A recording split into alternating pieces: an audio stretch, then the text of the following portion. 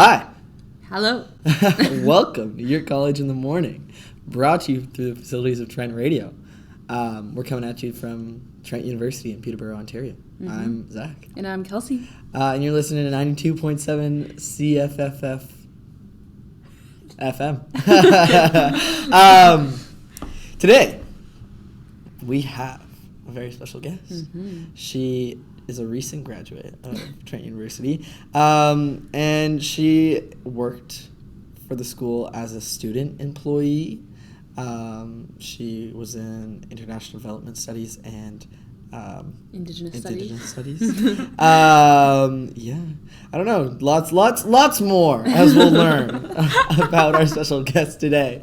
But today we have Abby Richards joining us. Hi, Abby. Woo! Hello. Thanks for having me. Yay. Thanks for being on our show today. Of course. So Abby, let's start at the beginning, shall we? Sure. What year did you come to Trent University? I started in September 2018. Mm-hmm. Wow. That was, my first year. So before COVID, which was COVID. Nice. Yeah. Just tell us a little bit about your experience at Trent and what made you want to get involved on campus. Sure. So in my first year, I think I really struggled with the transition from high school to university with I think I had a Thursday class and it was only a 7 to 10 p.m. lecture all day and I had nothing else to do with my day, which is very different than high school. Totally. When you have class, 8 to 2, people have extracurriculars and jobs. And I was just what am I supposed to do with all of these hours in a day? And so I figured why not kind of look for a job in Peterborough. I first started looking in Peterborough, but then I realized that on campus would be the best because I didn't actually have a means of getting anywhere. And obviously the bus system is great, but I just didn't have a way to get somewhere. And so I started working in, I think it's technically the recruitment and enrollment. I'm not sure the official title, but I worked there for a semester. What? I didn't know that. Yeah, did a contact calling campaign. What? We just called people who had been accepted to Trent. And we're do you have any questions about the student experience? Oh, yeah. That's so fun. Was that in your first year? Mm-hmm. Was that over the summer? No, so that was December to April of my first year. Wow. And so right in that acceptance period time. Huh. Yeah, it was super, super fun. But my favorite calls that I did were people who actually hadn't checked their email yet. Oh. And so it was telling them that they had been accepted. That's fun. And that was really, really fun. Or there were certain times when I would call and then they would be hey, can you call me back in 10 minutes or whatever? And then I'd call back and it would be a conference call with all their family. Their whole family would be sitting around a table, asking questions. And it was always just fun. That's and they cute. always asked about my own experience. And so it was just fun to talk to the things that I was enjoying. Mm-hmm. But and what things were you enjoying? I don't really remember first year very much. Well, that's fun. I think I just really talked to residents because that's what I feel a lot of first years have questions about. Yeah. And I really, really loved. I lived in Lady Eaton on campus. Diehard Lady Eaton fan. But so I think I spoke to that, but definitely gained lots of valuable skills. How to talk to people. Because I don't know about you, I hate picking up the phone calling people. Oh, I hate it. But that was literally my job. And so now I feel so good about it. And we'll get to this because I feel this is your next step. But working in the college office, I hate calling people, but now I don't really mind it. But I used to picking up the phones. All summer I would not touch the phone when we were working for orientation. But now I'm whatever. It doesn't really matter. So I think that experience, that practice was nice for sure. It was the first step in many amazing on-campus jobs. Gosh. What's next? Yes. I'm so excited. Next, that summer after my first year, I applied to work in the Lady Eaton College office as a college ambassador. And so I started that in September of my second year, and I worked there all my second, third, and fourth year. Wow. And I worked there all the summers too. So. Wow. And what are the kind of things that you would do in the office? A lot of it was event planning. I definitely... What is your best event? My favorite event that I planned was the International Women's Day event, which was the Marjorie Seeley Women in Leadership Luncheon. Yes, and I kind of helped in my first 2 years, but I was the lead in my last year on it. Right. And it was online, but it was just a really impactful event. We had a panel of amazing women who just spoke to kind of their experience in the community and in leadership positions. And Cool. What is your favorite part about working in the college office? Now you do. We do. We both do. I'm new, but you go first. You go first. I don't know. I feel like it was just a good way for me to be introduced to like all of the different resources available on campus because I think I had like a pretty good idea before I started working in the office, but then I got to see kind of how like students really should be like utilizing like all of these like skills appointments and how easy it is to book them, and they're free, and so like you should be using them. And so I think just seeing that and then myself as a student like utilizing them and being to use it was like really cool. And then also just like building different like personal and professional relationships with the staff on campus is really like useful too. I mean, I've only worked there for like 2 months. But I guess I like just going back on what we were talking about like before, like learning like skills that are like so random. I feel like any job you have, you learn like these random skills, and some are applicable and some aren't. But like answering the phone, like I used to be like so like weird about phones. I hated phones and calling people. And I worked a job before in high school where I had to call people on the phone, but I wasn't like it was like in your own free time, and you didn't have to do it, but if you did it, you got paid. It wasn't mandatory, and so I would like kind of do it, or I would pay other people to do it, or I would just like get other people to do it and then like pay them back for it or whatever, because I just like hated it. But now like I don't care. So I don't know, I think like like that's kind of small, but well, just like building those skills. I think another nice thing about the office too is that they're really like, if there's an event or an idea you want to do, they're very supportive of like helping that, or if there's something that will like connect you with your program or is kind of like resume building or anything like that. They're very supportive, and you can kind of take the lead on different things like that. Yeah, totally. Also, I think that like just like from a practical perspective, like it's just nice working on campus. Like you're saying, if you don't have means, I used to work at Kawartha Dairy, which is like on the other side of town from campus, which is, it's not that, like, Peterborough's not that big, so it's not horrible, but it's still like a 20-minute bus ride and 20-minute back, and you have to go at certain times, like the buses only come at certain times, whatever, so you have to get there 20 minutes early, blah, blah, blah, blah, blah. So it's just like kind of brutal to go so far out for a job and then come back, especially if you don't have a car or stuff like that. So it's really nice to, like, today I work till 12:45, and then I have class at 1, and that's like fun. That's the other thing is like the timing of it. They're so accommodating if you work on campus with your schedule, because they know that you're a student first. Whereas other places, like I mean I don't know, but you know they want you to work as much as they can. And that's totally fair. But on campus they're so accommodating of like your exam schedule, your class schedule, and even just like overwhelming periods of the semester. Like I definitely had times as a student employee that like I just took a shift off here or there because I was just like I need the time, and they were so accommodating. It's also so nice that like we don't have to work till like 9 or 10 p.m. ever. Like most places on campus, I feel like maybe there's a couple places that are open later, but like most places on campus, like campus is open 8:30 to 4:30. Like those are typical office hours. So I feel like that's really nice. And then you have the evening to have class or do your work and stuff like that. Yeah, you're never gonna really you're never working those like late night shifts, which are which if that's for you, then that's for you. You know what I mean? Like that's something else. But I don't know. I like it. I can spend time with friends and whatever and stuff like that. So well, and just like on their taking shifts, I literally just took Friday off because I have like so much to do this week. Which is, and they were like, for sure, and it's like the week of, and I was like, hey Mel, I really need help. Like you're a student first. And they totally get that. And so what else? Let's talk about, were you part of any clubs or groups? Okay, that is actually something I'm definitely like willing to talk about. I was just chatting with somebody who's wanting to come to Trent, and they asked for like my biggest piece of advice, and I said I would have been more involved if I would have known like I think I knew the ways I could have been involved, but I was a little overwhelmed with like the scope of it in my first year. And then I felt when COVID hit that I couldn't really join things as much virtually because they weren't really doing much. So I definitely, like looking back, would have joined more. But also I think like so important in your first year to give yourself like so much room to just figure out what like how you can build your schedule. But my main like involvement was working on campus, and I felt like I got connected with so many clubs in that way. Like, I hosted events with clubs and I did things. So although I wasn't necessarily part of them. Well, I was thinking about that because we were talking about, and this is, Ali will love this little shout out, but I was asking for certificates in the office the other day and doing things on campus. And I feel like the three of us are all like super involved on campus, like more involved than the majority of our friends and peers and stuff like that. But I'm trying to like, I'm not a part of a single club, like not one. And well, I'm like a part of some of them, but I'm never like, I'm not high up in any of them or whatever. Whereas like in high school, I didn't work for my high school, but I was like super involved in like a billion different clubs or whatever. So but now like in terms of just like extracurriculars, not like jobs on campus, I'm like, I don't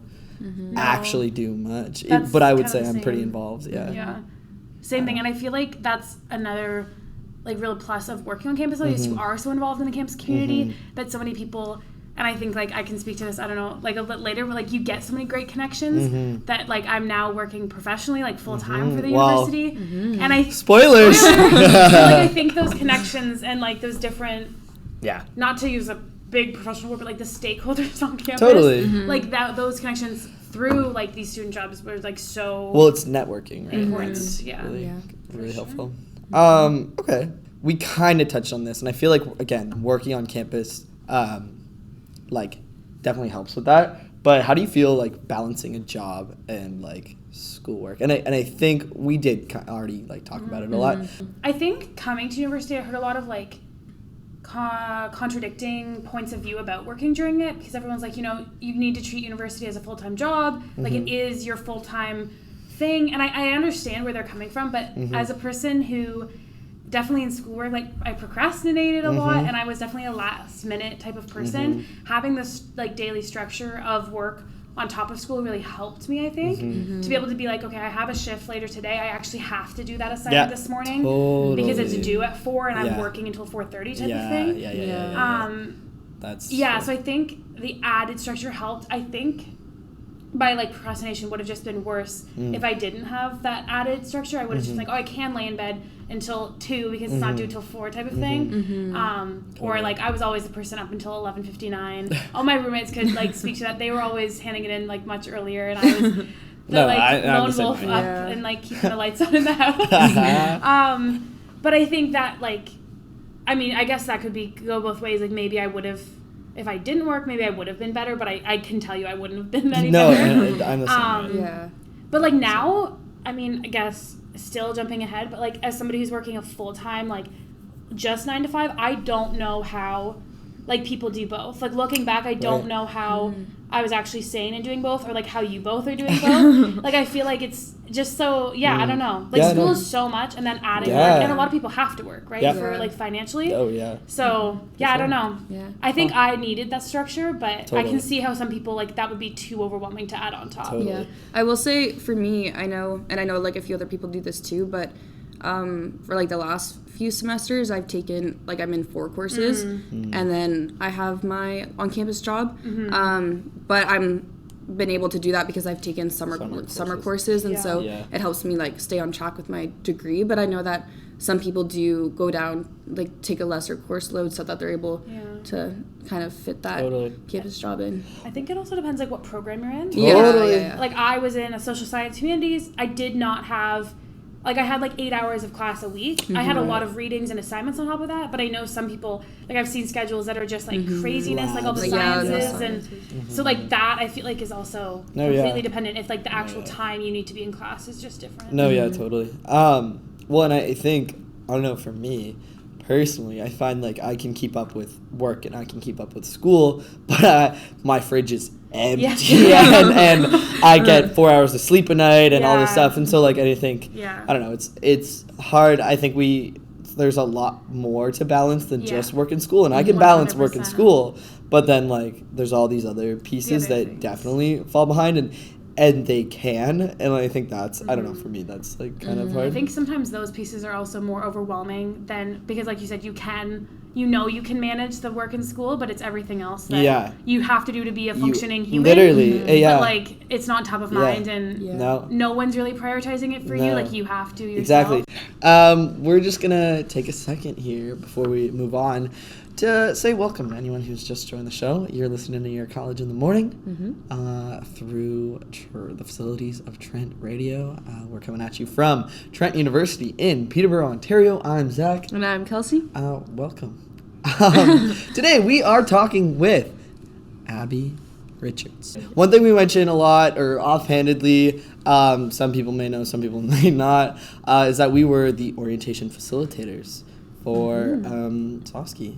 And so Kelsey and I worked all summer to plan orientation, along with facilitators from all other colleges, including Abby from Lady Eaton. So and that was your next pursuit after working in the college office. This is true, and the reason that we know each other. True. Yes. No, exactly. So I was, I guess, in kind of an interesting time frame to do this position. Yeah. Orientation facilitator is typically someone who is returning, as both of you two are, to study in the September of the orientation. Right. I had graduated in June of 2022, and so I was not returning as a student, but the position was open to recent grads as well. Through connections of working in the college office, I learned that it was available to recent grads. Yeah. And I really wasn't sure what post-grad was going to look like for me. I had talked about potentially going and pursuing more education, probably not a master's ever, but I was thinking maybe a diploma or certificate, but that was more of just a placeholder because I didn't know what I wanted to do with my life. Right. And I also didn't really want to move back home. I'm from 4.5 hours away from Peterborough, so I wanted to kind of keep the circles and people that I met during university. So I decided to stay in Peterborough, and I applied for the orientation facilitator position. And so we worked all summer for 4 months to plan orientation, and then come September, we did the dang thing. We indeed welcomed 1,500.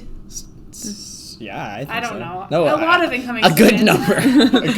a big number. And it was such a fun kind of entrance into post-grad work for me. It definitely it was very not nostalgic, but I was oh, this is my not my last time, but it was this is my completed student employee position type of thing. Well, and I think starting your first experience with Trent as a student was orientation, and one of your last experiences with Trent as a student was orientation, and that's kind of I don't know, that's kind of nice. I never thought about it.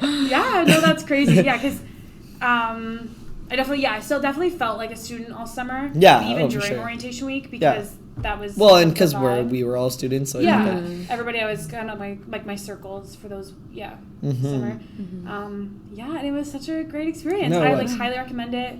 Well, how did let's start with this. Yeah. How did we get involved in orientation? Orientation leaders are volunteer positions, so it's not technically a paid position. No. Orientation facilitators are paid positions. Yes. So you can be a leader, you volunteer. There is an interview process. Yep. Just to make sure that you can have you got the meat and bones the for life that we need in orientation people. But then there's the facilitators who work all summer to plan this and hire all the leaders and they're doing all the behind the scenes work. So I joined orientation in my third year, but all week is something that in high school I was so involved in high school. I did this thing called Camp Hawk because we were the Hawks. I was our mascot. It was essentially a week, and I ran it the whole I was so involved in that. And so I think in my second year I was just a little intimidated by it. So in my third year I volunteered with no friends. I just did it by myself and found some lifelong friends and people I really enjoyed, and then kind of went from there. So I started, I guess, later than most people do. Typically. You start in your second year, but we welcome people from any year to come on and join. Even fourth. We do, yeah. We had a lot of first-time, fourth-year leaders. Me too. Us too. Yeah. How about you, Kelsey? I was very similar in high school. We had Link Crew, which I know a lot of high schools have. And was yours a class? So it wasn't. We had a grade 12 leadership class, which I did eventually take, and we did a lot of things to do with that, but it was also a club separately, and it was the same teacher that would kind of run both things. So when I was in grade 11 and 12, I was one of the leads for to welcome the grade 8s, and then I was also just so obsessed with Trent, so I just loved it so much, and I was so excited to like welcome students. I like loved my orientation. Like I was probably at almost every single event, which is just so funny to me. But yeah, so I just loved my orientation experience too. I loved seeing all of the like leaders. Like I would look out, my room faced the Zosky Quad, and I would see them at like 7 a.m, and I'd be like, oh my god, they're already there, like yelling at us to go down, but they just looked like they were having like so much fun, and they like were having fun with each other, and I was like, oh my god, I want to have that. And so then I applied when I was still in first year for the following year, and then that year turned into COVID. So I was a leader during that year, which was very chaotic because it was very hard to run an orientation during COVID, which Zach knows because that's when he went into that was Trent. my orientation. Yeah, that was. But then the following year, I came back again, and they like introduced this new position as a senior leader, which I was fortunate enough to have, and it kind of gave me like an inside look as to the facilitator role, and then the next year I was a facilitator, which so you were on OWIC 2 years before being facilitator. Yeah. And like Abby said, kind of just like very full circle Totally. as well. Oh my god, it's literally same. I was super involved in high school. I ran something very similar. Like I ran this overnight camp in high school for grade 8s coming in, or like grade 9s. Like Kelsey said, OWIC like was not. I thought it was cool because I just liked things like that. But I was also just like I think felt very defeated from just having not have a prom and not having a graduation. You know what I mean? So it's just like all this. I was like really, I think, feeling really defeated. And it's also already intimidating, like meeting new people. Yeah, and I came here completely alone, didn't know a single person, and then COVID. Like I mean, I'm running a freaking radio show. Like I'm a pretty outgoing person, but I definitely like take a second to like warm up to things, and before that I can be like super super shy. Anyway, so kind of unsimilarly, I hated it here, and I wanted to transfer, and I like was gonna leave. I did not like it. I had no friends. I wanted to go somewhere. And, like, one of my closest friends had moved to the other side of the country, and I was just, like, it was, I wanted to leave. So, instead of leaving, I applied for OWI. And I made some friends in second semester and all this stuff, but I still really, like, didn't have, like, they were all a friend group, and I was, like, this person that they knew, and like and that's totally fine, but I still like didn't have a group of friends literally until the week of OWIC. I came early, still feeling like I was still super shy. Like I think if you looking back on like the first day of OWIC, I don't think anyone out of the people in that room would have pointed to me and said that I was going to be facilitator the next year. Like, I don't even know if they thought no one even knew my name. Like literally. And I was just, like, so shy and, like, reserved. But I thank God I did it because, not